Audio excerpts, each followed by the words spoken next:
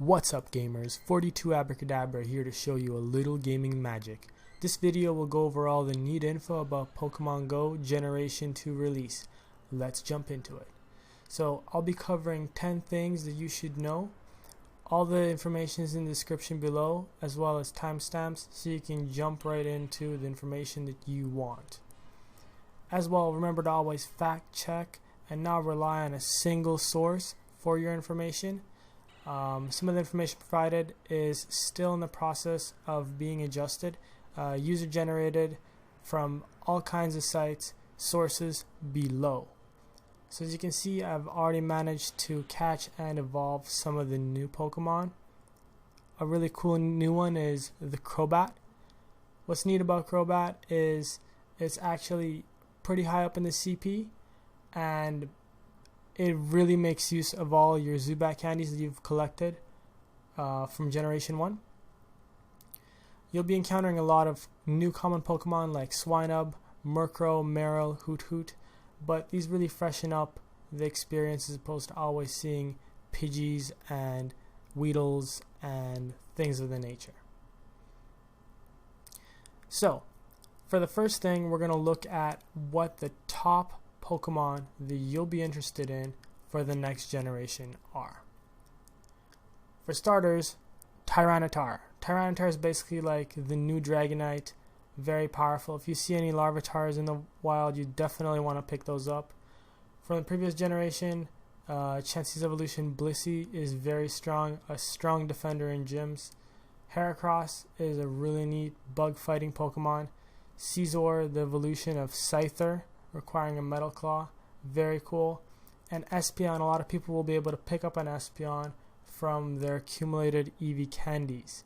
There's a trick, we'll go over how to get an Espeon, and everyone is able to do it.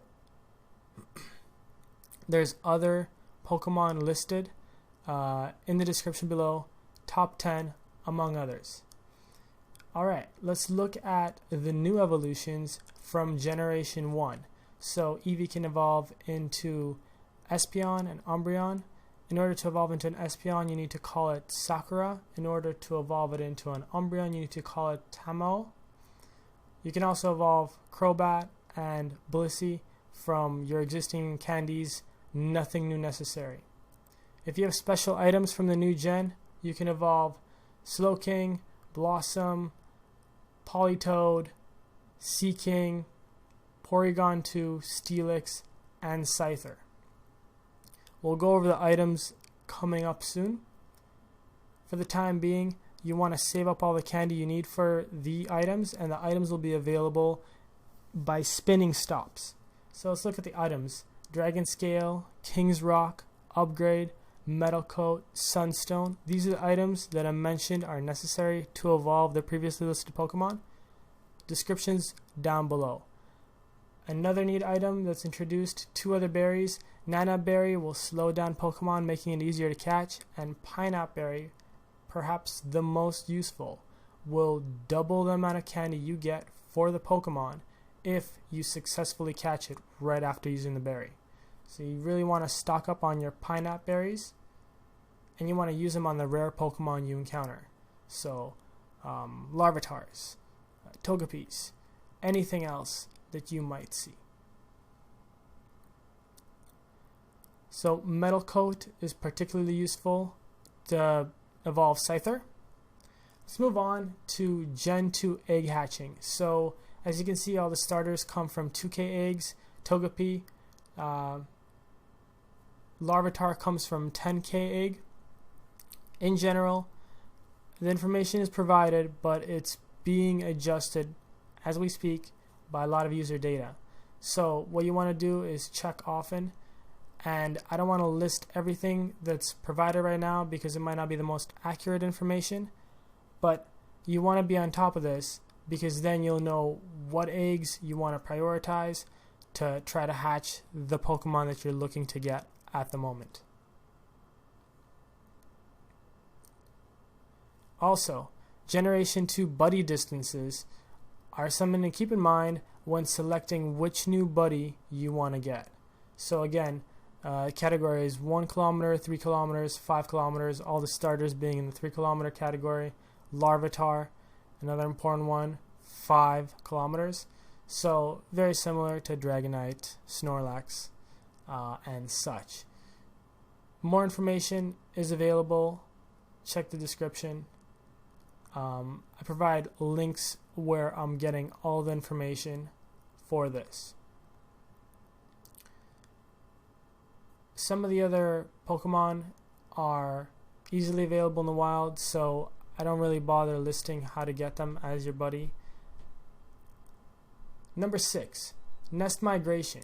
So in general, you want to be aware of this. Every time there's a migration, Silph Road is a great resource which will notify you when nest migrations happen, how they're happening. Common information that's being discussed right now is, for example, Abra and Magikarp are now Chikorita nests before being their respective nests. So a lot of nests are now added for new generation Pokemon, or they're being replaced. Old Pokemon are now becoming the new ones to adjust for the greater Pokemon diversity with Generation 2.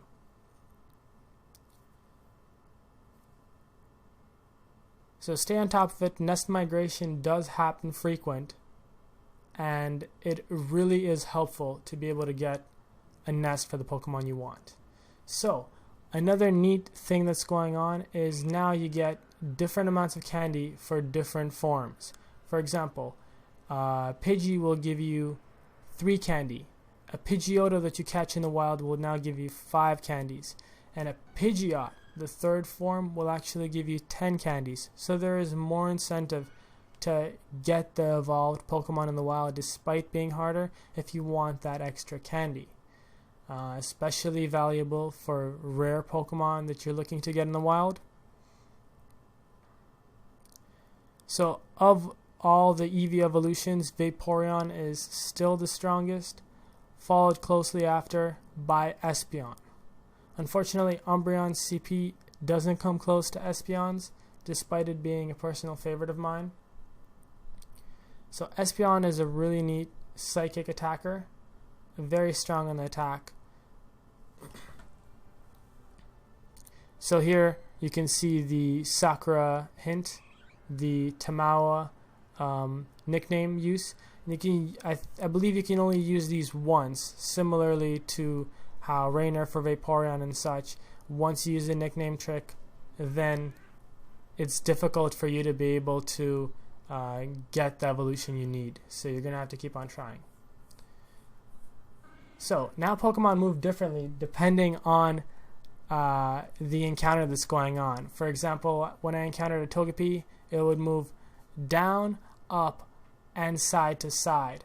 Very different from how it would work before, because when you throw a Pokeball, it would actually overshoot now, or it wouldn't reach.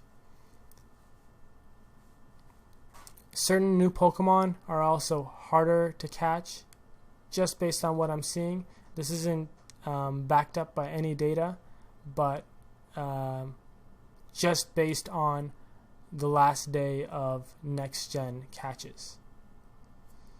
Alright, so number 9, this is more of a future update. It's happening now. You can see gender on Pokemon, for example, my Lapras. This one's female gender. You can see on the right of the name. There's also a list down below which explains what the probability of each gender distribution for each Pokemon is. Some are locked at only male or only female, and there's Pokemon that don't specify a gender. The legendaries, which aren't even available, but also Pokemon like Porygon, where the gender is not available. So what this is necessary for is, initially the original Pokemon games would use gender as a way for breeding Pokemon. So if Niantic is planning to do this in the future, that's one of the reasons you'd want to do that. So there's more trainer outfits now for anybody who wants to change the way their character looks. You can add glasses, change your footwear, you can go barefoot if you want.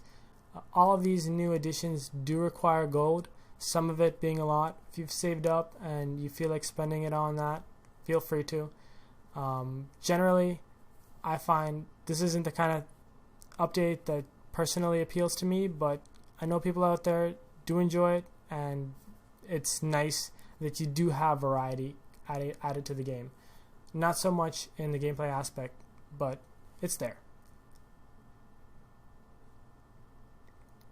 So in addition to the top most obvious changes that are very visible to players, there are some changes that I'm going to go over.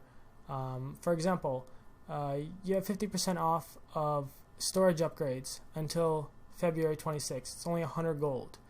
You can encounter wild Togetix like I have, and when you do, you'll no longer need to have to struggle to use Togepi as your buddy and try to get those candies. Again, Togetic is very hard to find in the wild. Ditto is actually, you can get Ditto from Generation 2 Pokemon like Hoot Hoot. Sentret is the one that I've actually seen it come out of, and Yamna. So keep that in mind. Since there are more Generation 2 Pokemon, it makes sense with less Pidgeys around, less Magikarps around. You still want to be able to have a way to get those Dittos. And there's some new medals. The Johto catches 10, 30, and 70, I believe. And also an incentive to get Dark types. So let me know what you think of all these changes. And if you like the information provided, feel free to subscribe. Let me know what you think of the new Pokemon Go updates. Leave a comment down below, and wish you guys great catches.